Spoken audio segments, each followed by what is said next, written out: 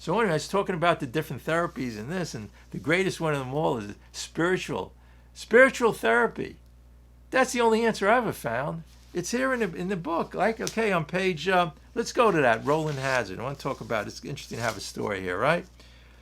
On page 26, it says, a certain American businessman had ability, good sense, and high character. He was a rich, wealthy man with everything going for him, high character, like we are, many of us in society. For years, he had floundered from one sanitarium to another, right? Who can experience that? He had consulted the best American psychiatrists. Here's a guy who went to every possible psychiatrist. I'm not going to say, but here, and I know my life too, though, it didn't work out for him. So here's what's happening. Here's what we can have. I always say it's this meeting right here, right now. If you listen to what I'm saying, you can have that spiritual awakening. You can transform by a certain perception about life, not through the ego, but through the eyes of this higher consciousness. Then you can feel the vibrations of the universe. It's all around us. The answer is here, and just feeling it, and it comes in. But we're looking for the answer on the outside. So anyway, he says, then he had gone to Europe. So here's a guy in the 1930s. I mean, to go to Europe was a big thing, right? Placed himself in the care of the celebrated physician, psychiatrist, Dr. Jung.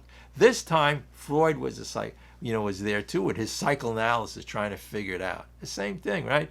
So Dr. Jung, he went to him. And so Dr. Jung was, I guess, trying to use the conventional means to heal him. So who prescribed for him, told him what to do. Though experience had made him skeptical, he finished his treatment with unusual confidence.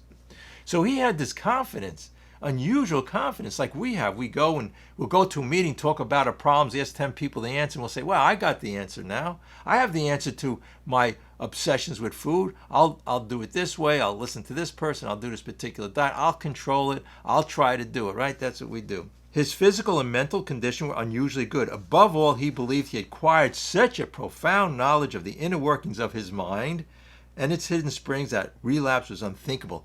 He applied that knowledge. You know how many self-help books, how much knowledge I tried to get, asking hundreds of people what the solution was, reading about it, all of this self-help. And so I knew about the inner springs in my mind, but this is what happened. What happened to Roland happened to me. That relapse was unthinkable. Nevertheless, he was drunk in a short time.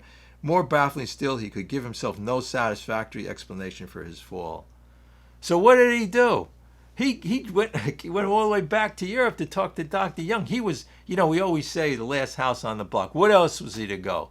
This guy completely failed him, but this guy was the best known in the world. So he just went back and he said to him, he begged the doctor to tell him the whole truth. Again, the truth will set you free. And he got it. In the doctor's judgment, he was utterly hopeless. Well, many of us are what's called the real compulsive person in a relationship to the food. The real alcoholic.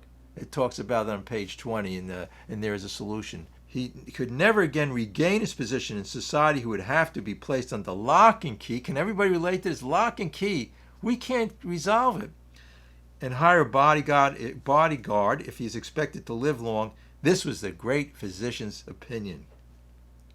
But then he goes on to say, but this man now lives a free man. He does not need a bodyguard. He was confined because he was willing to maintain certain attitudes. And it says here, the doctor says, you have the mind of a chronic alcoholic, a real alcoholic. I have never seen a case of yours recover. He has never seen a case. So he said to the doctor, is there no exception? Roland was like we were at his wit's ends. He had hit bottom. He was just ready, jumping off point. Wanted to kill himself, basically. Yes, replied the doctors. Listen to this. There is exceptions to cases such as yours. They have occurred since early times. Early times. We're in the modern time of scientific. And hey, look yourself, the scientific community can't even with surgery, whatever it is, pills and lotions, they can't cure these things. Alcoholism, food addiction. There's no cure even today. So he's talking about early times. So what does he mean by early times? Here and there, once in a while, alcoholics are called vital spiritual experiences. To me, these occurrences are phenomenon. These appear to be the nature of huge emotional displacements and rearrangements. So we needed that huge emotional display and rearrangements towards our attitude towards food. Because for some reason we took it upon ourselves to believe the nonsense of these corporations, of people around us when we were younger, that the food was all about it. Do you realize 30, 40 years ago, people in this country, longer than that, weighed a lot less, didn't have this addiction, a lot of these addictions.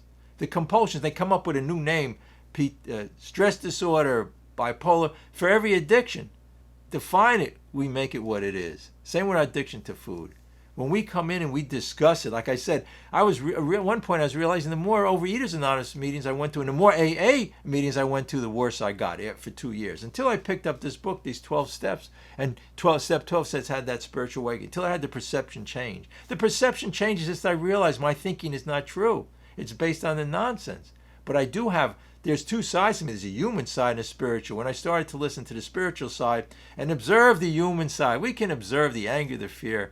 Don't resist to become friends with your emotions. Do you realize some people, they jump out of airplanes with a parachute to love that exhilarating feeling?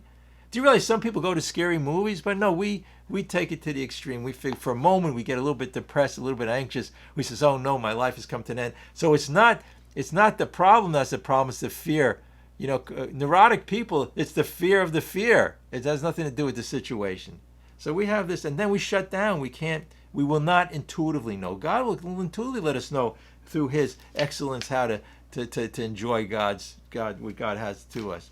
But we also have the big problem of the crack and cocaine dealers, the food companies, corporations. Again, on the food corporations for the government, the main government committees, most all of them are from the food corporations, right? You never heard of lobbyists and all of that stuff.